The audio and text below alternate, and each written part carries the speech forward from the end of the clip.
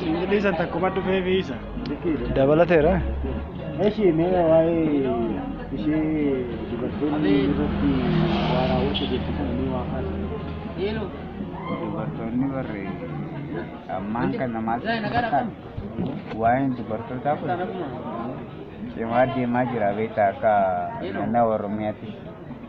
Itti galee ammaan kan dhimmi dubartootaa cimaa deema. Dubartoota akka yoo fuute akka aadaa Oromootti gaafitti gaafatan mudhii ol fuutamu. Ani si malee jira inni sululta dhagaa jira nama fakkaatee nan bilbilaaf. Waliigala fuudhuun ta'e waliigala fuudhuun ta'e dhiiga ishii guutuuf isiitu qaba.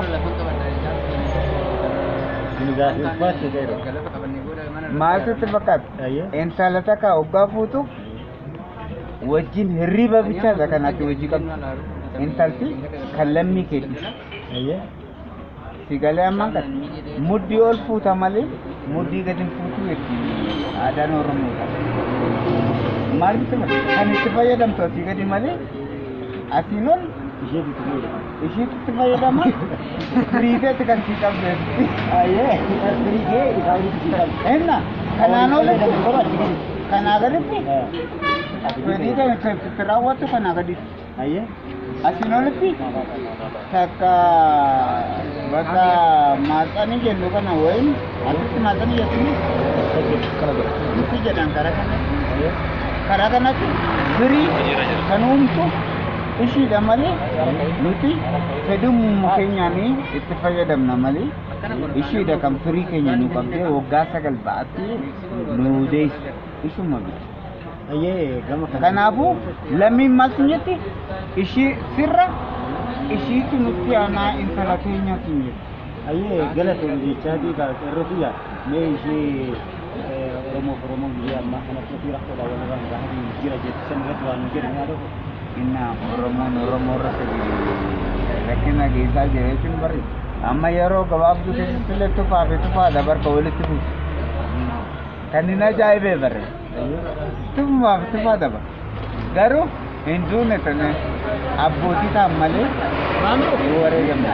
Mamru, ara keessne ta'u jabanaas qabna. Fakee jira jabanaa amru. Tufaan Jimmaa Abbaa Jifaarraa tokko Obsa. Shanan Gibeerraa tokkuma isa. Kanumaatu hoggaanii fi Aksum hawwittiin dhibba taane jechuudha. Maal jechuudha? Shanan Gibee tufaan guddachaa hoggaa deemtu. Caaccuun teenya sun hoggaa guddachaa deemtu booddee waa fiduun siin oolchu.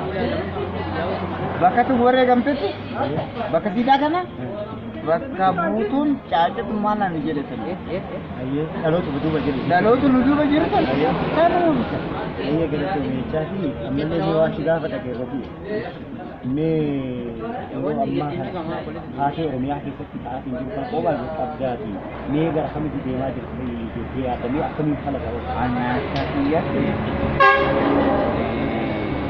mootummaan Oromiyaa amma fakkeenyaaf dura bu'aan keenya akka biyyi miti itti aanaansa shimallis miti shimallis hoggaa jennu ani wanni yaadatu gaafii deebii irratti kan argitu tokko yaadatta hayyuturee mulufitaa argitaa miti